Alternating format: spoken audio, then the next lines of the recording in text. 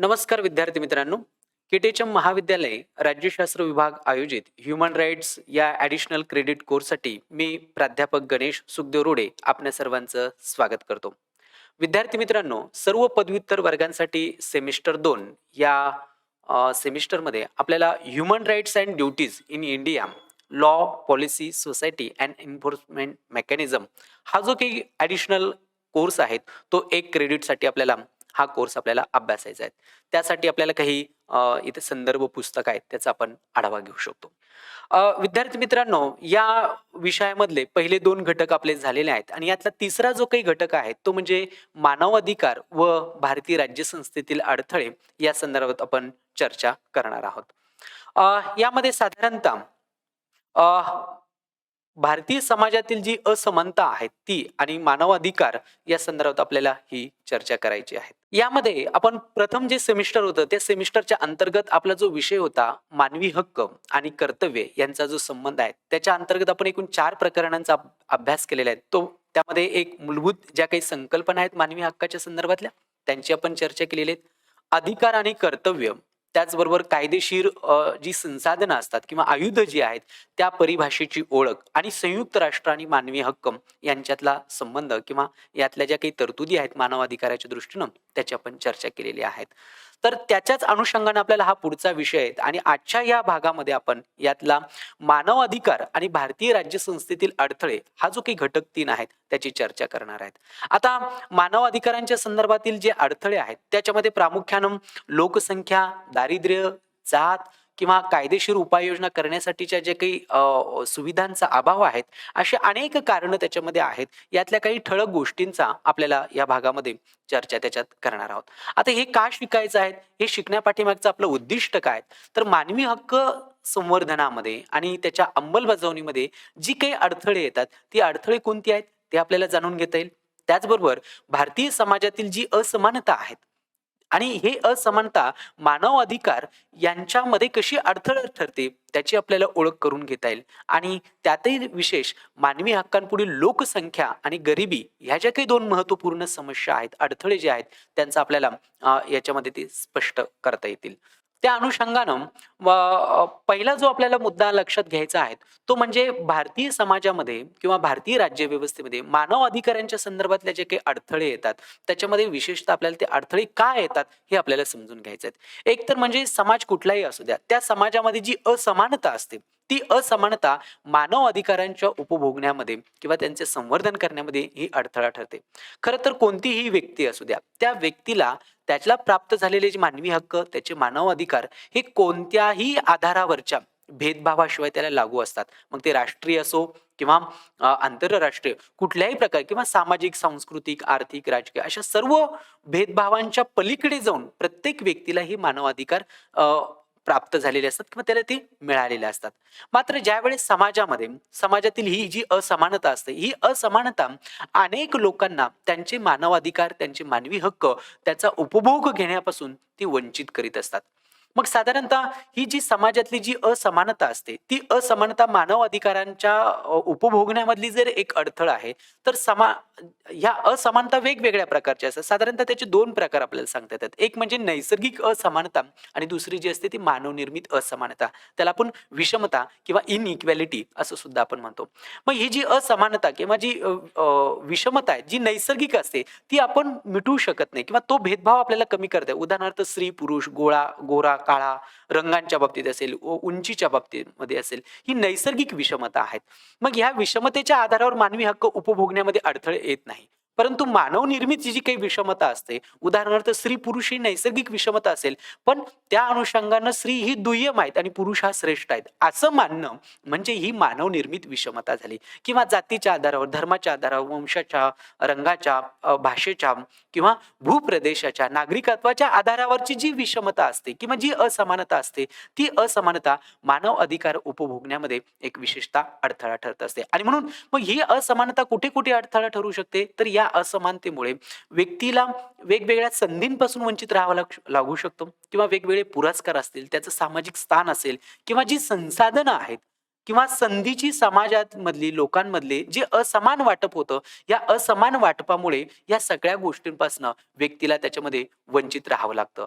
आणि म्हणून मग अशा प्रकारचं जेव्हा असमानता समाजात निर्माण होते, तेव्हा समाजात काही व्यक्तींना विशेष अधिकार प्राप्त होतात आणि काही व्यक्तींना ते अधिकार नसतात. म्हणजे अशा प्रकारचे 2 वर्ग, विशेष अधिकार असलेला वर्ग आणि विशेष अधिकार नसलेला वर्ग, असे 2 वर्ग त्याच्यामधनं तयार होतात.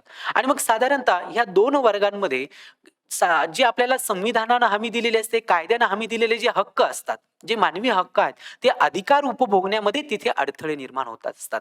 आणि म्हणून मग समाजामध्ये जो सामाजिकदृष्ट्या पुढारलेला जो गट असतो, जो अयोग्य अशी त्याची संपन्नता असते, त्याच्याकडे मालमत्ता असते, संपत्ती असते आणि त्या संपत्तीच्या जोरावर पुष्कळ वेळा ते व्यक्तीकडनं वस्तुनिष्ठ स्वरूपातली मांडणी असू द्या, वैचारिक पाठबळाच्या स्वरूपात, सामाजिक सुधारणांच्या स्वरूपात, अशा 3 मितींमध्ये एक समाजशास्त्रीय दृष्टिकोनातून काही समस्या निर्माण होतात आणि या समस्या निर्माण करून सामाजिक दृष्ट्या जो वंचित गट आहे, त्या वंचित गटाचं शोषण करण्याचा प्रयत्न त्याच्या माध्यमातून होत असतो. आणि म्हणून मग अशा परिस्थितीमध्ये ही जी काही वस्तुनिष्ठ प्रकारची मांडणी तयार करून म्हणजे काय, तर उदाहरणार्थ शिक्षण असेल, निरक्षरता असेल, गरिबी असेल, आरोग्य असेल, की ह्या गोष्टीमुळे ज्या सामाजिक स्थितीमध्ये असमानता घडून आणतात आणि ही असमानता आपल्याला ह्या सगळ्या पॅरामीटर्सच्या आधारावर, ह्या सगळ्या निकषांच्या आधारावर ती मोजता येते. म्हणजे शिक्षणाच्या आधारावर असमानता आपल्याला दिसून येते किंवा आर्थिक स्थिती किंवा गरिबी जी असते, निरक्षरता असते, त्याच्या आधारावर आपल्याला ही असमानता मोजता येते.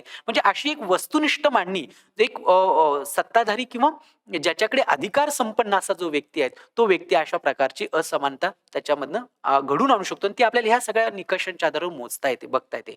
वैचारिक दृष्टिकोनातून जर तुम्ही म्हणाल, तर समाजातील विशिष्ट स्वरूपाचे कायदे असतील किंवा सार्वजनिक नीतिमूल्य असतील, सांस्कृतिक स्वरूपातल्या तफावती असतील, या सगळ्यांची तपासणी करून आपल्याला त्याला विशिष्ट घटकांकडनं पाठबळ देऊन ही वैचारिक दृष्टिकोनातून सुद्धा असमानता निर्माण केली जाऊ शकते.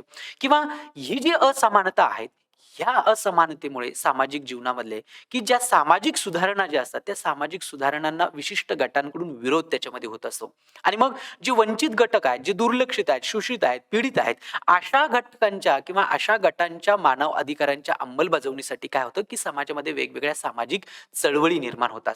आणि ह्या सामाजिक चळवळी ज्यावेळेस निर्माण होतात, त्यावेळेस साहजिकच पुढारलेला जो वर्ग असतो, तो वर्ग आणि जो वंचित गट असतो किंवा जो घटक असतो, ज्यांच्यासाठी हे चळवळी निर्माण होते, यांच्यामध्ये संघर्ष निर्माण होत असतो. आणि ह्या संघर्षाचा परिणाम आपल्याला नेहमी दिसून येतो, की काय, की हा जो संघर्ष आहे याचा परिणाम खरं तर दोन्ही घटकांवर होत असतो, पण जास्तीचा परिणाम आपल्याला हा वंचित घटकांवर आपल्याला अधिक पाहायला मिळतो. आणि मग ज्याला आपण राष्ट्रीय दृष्टिकोनातून, आंतरराष्ट्रीय दृष्टिकोनातून जे मानव अधिकार आहेत, त्या मानव अधिकारांच्या परिपूर्तीसाठी, त्याच्या संवर्धनासाठी इथे खऱ्या अर्थानं अडथळे त्याच्यामध्ये निर्माण होतात. आणि मग अशा वेळेस काय करावं लागतं, की ह्या हक्कांचं संवर्धन करण्यासाठी, ते हक्क व्यक्तीला पुरेपूर उपलब्ध करून देण्यासाठी राष्ट्रांतर्गत विशिष्ट प्रकारच्या व्यवस्था केल्या जातात. मग त्यामध्ये आपल्याला सांगता येईल की न्याय व्यवस्था असेल, म्हणजे न्याय व्यवस्था मजबूत करणं हे साधारणतः कुठल्याही राष्ट्राचं एक महत्वाचं कर्तव्य आहे. आणि त्या दृष्टिकोनातून मग राज्यसंस्था वेगवेगळ्या प्रकारची काही उपाययोजना करत असते, पण तरीही मानव अधिकारांच्या पूर्ततेमध्ये अडथळा ठरणारे अनेक असे काही वेगवेगळे पैलू आहेत आणि त्यातले काही पैलूंचा आपण आजच्या भागामध्ये इथे चर्चा करणार आपल्याला संयुक्तिक ठरेल. त्यातला पहिला पैलू आपल्याला सांगता येईल, पहिला घटक सांगता येईल की लोकसंख्या. खरं तर लोकसंख्या आणि मानव अधिकार ह्या 2 वेगळ्या गोष्टी आहेत, हे 2 स्वतंत्र विषय आहेत. परंतु जर आपण ह्या दोन्ही घटकांचा जर विचार केला, तर साधारणतः दुसऱ्या महायुद्धाचा जो काळ होता, म्हणजे 1950च्या दशकापासून पुढे, या दुसऱ्या महायुद्धानंतर संबंध जगामधल्या व्यवस्था, सामाजिक, आर्थिक, राजकीय व्यवस्थांमध्ये मोठे बदल आपल्याला पाहायला मिळतात. बऱ्याच मोठ्या प्रमाणात निर्वसाहतीकरण झालेलं दिसून येतं. निर्वसाहतीकरणातून अनेक राजकीय व्यवस्था ज्या सार्वभौम स्वरूपाच्या आपल्याला झालेल्या दिसून येतात. आणि मग या सार्वभौम झालेल्या राजकीय व्यवस्थांनी वेगवेगळ्या प्रकारची धोरणं, कायदे त्यांच्या राजकीय व्यवस्थेच्या कक्षमध्ये त्याची निर्मिती केलेली आपल्याला दिसून येते. आणि मग त्याचा परिणाम काय सांगता येतो आपल्याला, की जननसंख्या शास्त्र जे आहेत, त्या जननसंख्या शास्त्रातील जो कल आहेत आणि दुसऱ्या बाजूला ज्या राष्ट्रांनी वेळोवेळी विकसित केलेली जी लोकसंख्याविषयक जी काही धोरणं आहेत, जे काही नीती असतील, त्याच्यामुळे मानव अधिकारांच्या अंमलबजावणी बाबतीत अनेक आव्हानं आपल्याला निर्माण झालेली दिसून येतात. खरं तर मानव अधिकारांच्या ही जी लोकसंख्या वाढीचा जो अधिकार आहे, तो मानवी हक्काचा भाग म्हणजे जनन अधिकार हा प्रत्येक व्यक्तीचा असतो. परंतु तो लोकसंख्या वाढीच्या रूपाने जर ती अडचण ठरत असेल, तर त्याच्यामुळे हे मानवी हक्कांच्या दृष्टिकोनातून लोकसंख्या वाढीचा मोठा विपरीत परिणाम दिसतो. तो परिणाम कशात सांगता येईल? एक तर म्हणजे जगण्याचा पर्याप्त दर्जा कमी होताना दिसतो. कामाचा असेल, आरोग्याचा असेल, सामाजिक सुरक्षिततेचा असेल, पाण्याचा असेल, सुरक्षित आणि सभ्य वातावरणाचा असेल, शिक्षणाचा असेल किंवा वेगवेगळ्या स्रोतांचा, नैसर्गिक संसाधनांचा, अन्य सांस्कृतिक दृष्टिकोन ठेवण्याचा, असे जे वेगवेगळे अधिकार दिलेले आहेत, व्यक्तीचे जे मानवी हक्क आहेत, त्या मानवी हक्कांवर थेट असा त्याचा परिणाम घडून येतो. आणि आपल्याला माहिती आहे आज मानव अधिकारांच्या म्हणजे व्यक्ती जीवनाच्या कोणत्याही क्षेत्रात आपण बघा, की त्या क्षेत्रातल्या ज्या काही समस्या आहेत, त्या बहुतांश समस्या आपल्याला ह्या लोकसंख्या वाढीच्या परिणाम स्वरूप आपल्याला त्या पाहायला मिळतात. आणि म्हणून लोकसंख्या वाढ हा खरं तर मानव अधिकारांच्या उपभोगण्यामध्ये, मानव अधिकारांच्या वृद्धीमधल्या, त्याच्या संवर्धनामधला एक महत्त्वाचा अडसर आपल्याला त्याच्यामध्ये सांगता येतो.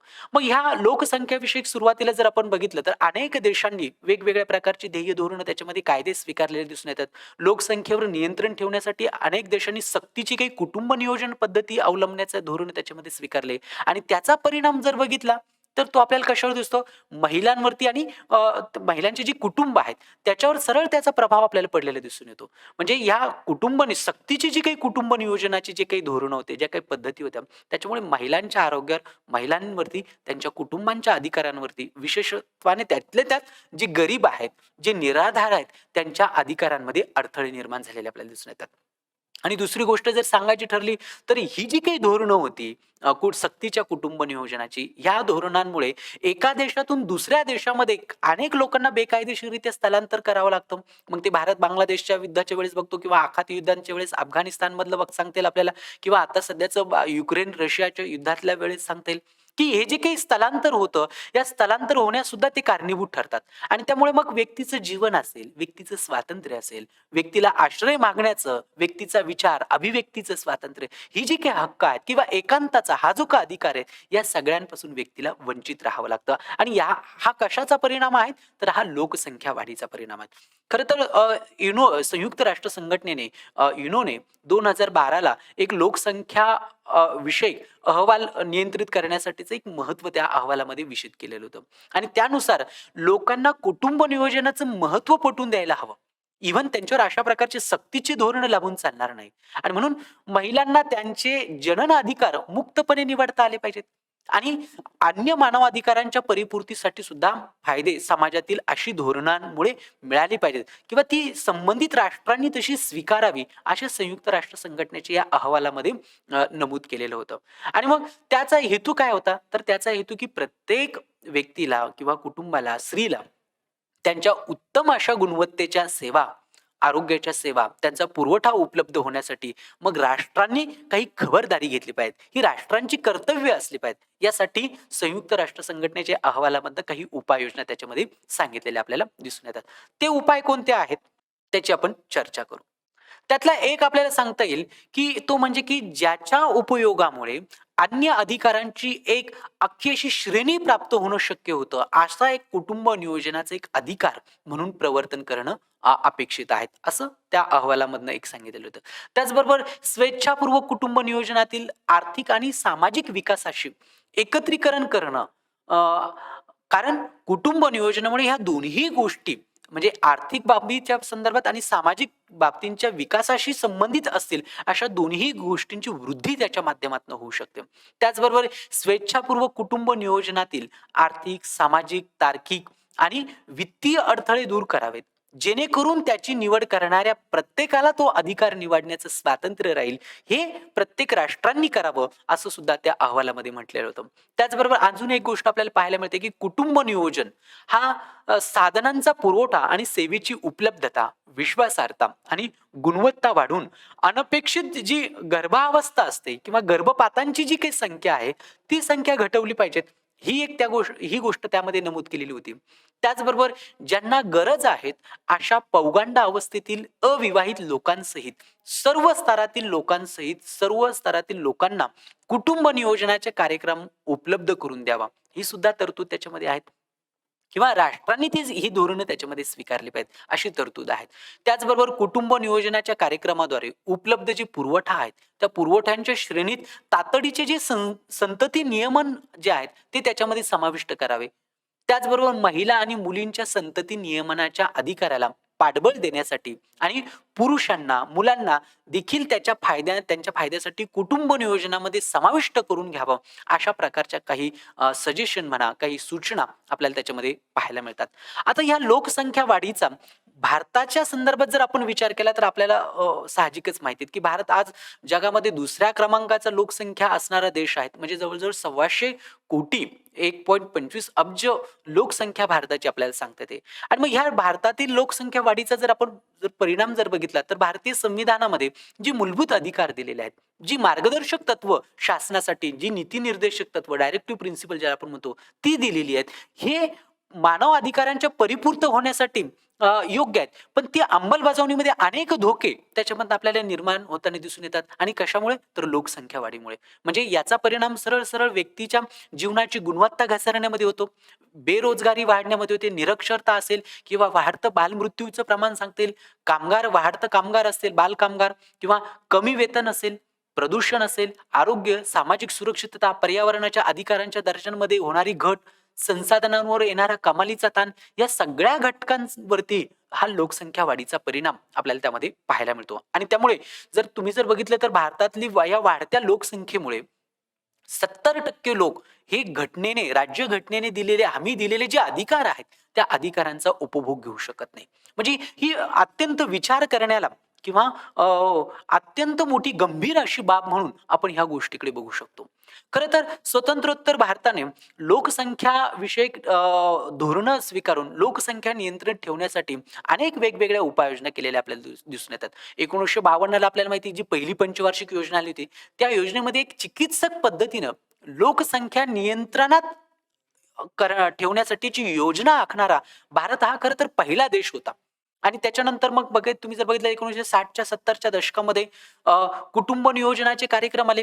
1990च्या दशकामध्ये अजून त्याच्यामध्ये बदल आपल्याला पाहायला मिळतात. पण असं जरी असलं तरी भारत हा एक लोकशाही देश होता आणि आहेत.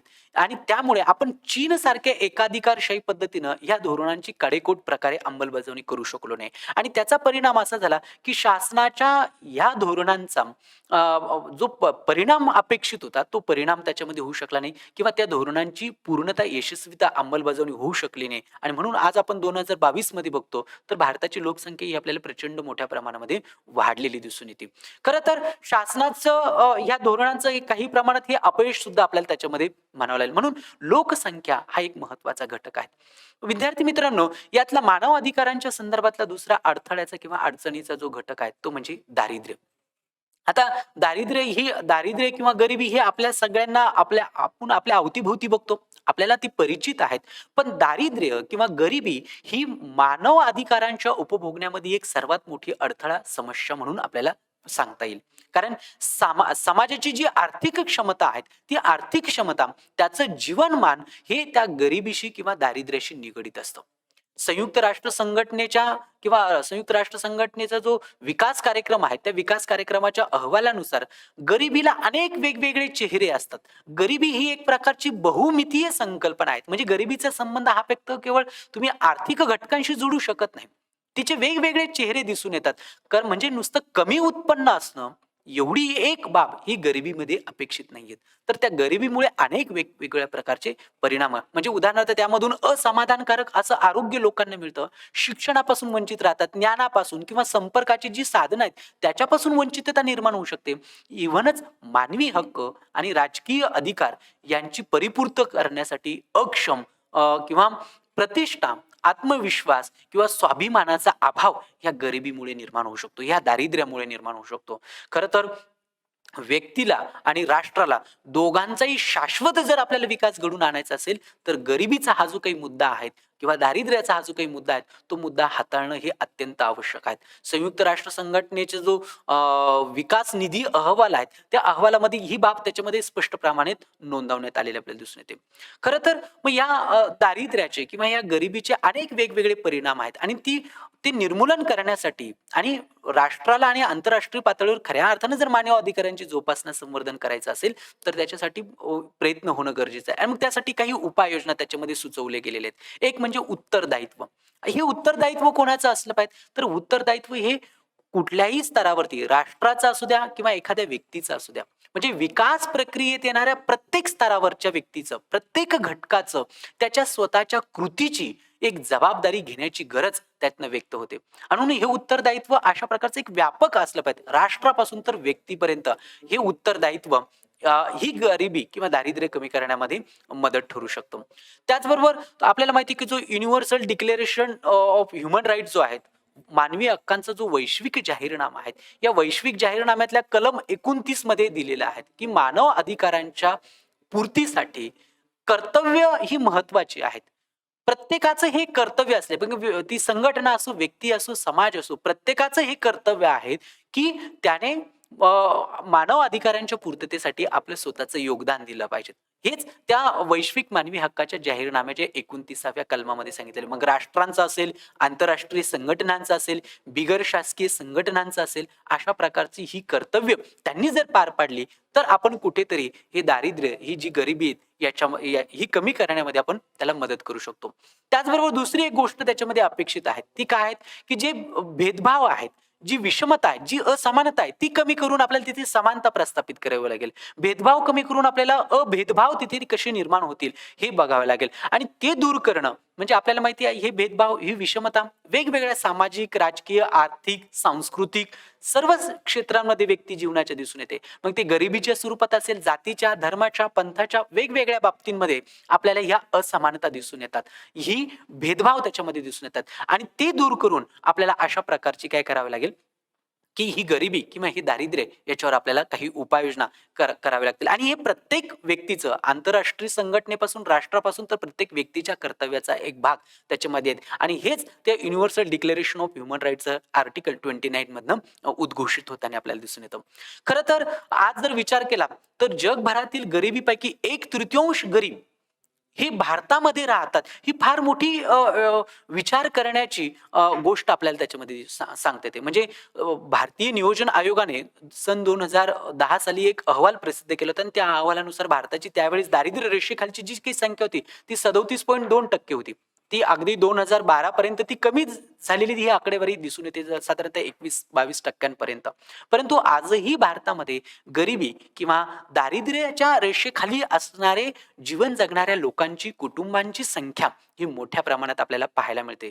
खरं तर जागतिक बँकेने 2013 मध्ये एक अहवाल प्रसिद्ध केलेला होता आणि त्या अहवालानुसार जगातील असे अनेक लोक आहेत मग ते स्थलांतरित असतील बेघर असतील किंवा शेल्टरलेस असतील गरिबी असतील हे जे लोक आहेत हे लोक निम्न प्रकारचं जीवन त्याच्यामध्ये जगताना आपल्याला दिसून येतात आणि मग ही गरिबी दूर करण्यासाठी शासनाने राष्ट्रीय स्तरावर सुद्धा वेगवेगळे प्रयत्न केले. इव्हन भारताचा जर विचार केला तर स्वतंत्रोत्तर भारताच्या मागच्या 70 वर्षाच्या काळामध्ये आपल्याला या दृष्टीने प्रयत्न झालेले दिसतात.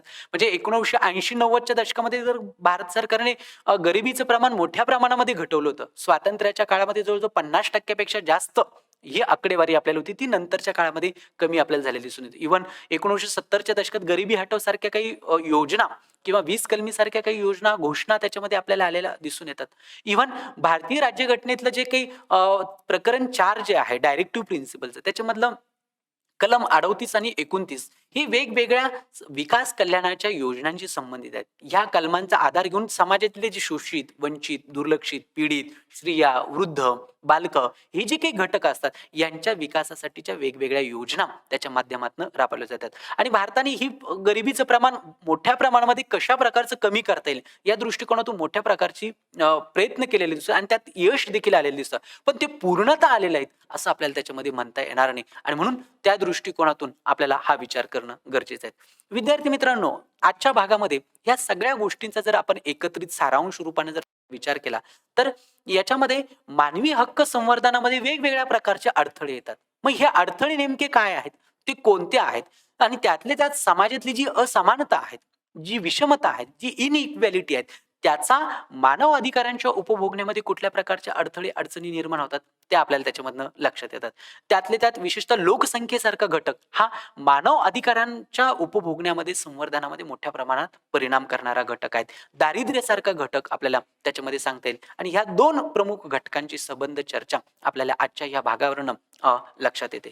याच्या आधारावर तुम्हाला स्वयं अध्ययनासाठी काही स्वाध्याय म्हणून प्रश्न आपण इथे त्याच्यामध्ये 2 प्रश्न दिलेले आहेत.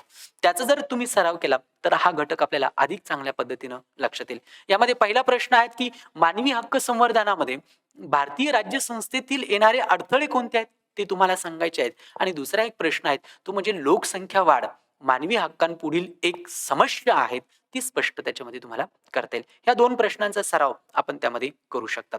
पुढच्या भागामध्ये आपण पुढच्या सत्रात जे काही घेणार आहोत, ते म्हणजे यातलाच मानवाधिकार आणि भारतीय राज्यसंस्थेतील अडथळे. यातला दुसरा एक महत्त्वाचा घटक आहे, तो म्हणजे जात. अ, जात किंवा त्याला आपण कास्ट सिस्टम असं म्हणतो. तो घटक आपण बघूया. त्याचबरोबर कायदेशीर उपाय करण्यासाठीच्या ज्या वेगवेगळ्या सुविधा आहेत, त्या सुविधांचा काय अभाव आहेत आणि कार्यकारी सत्तेचा गैरवापर हे जे काही महत्त्वपूर्ण घटक आहेत, हे सुद्धा मानवाधिकारांच्या उपभोगण्यामध्ये अडथळे ठरतात. या महत्त्वपूर्ण घटकांचा आपण पुढील भागामध्ये आढावा घेऊ. तोपर्यंत थांबूया. धन्यवाद.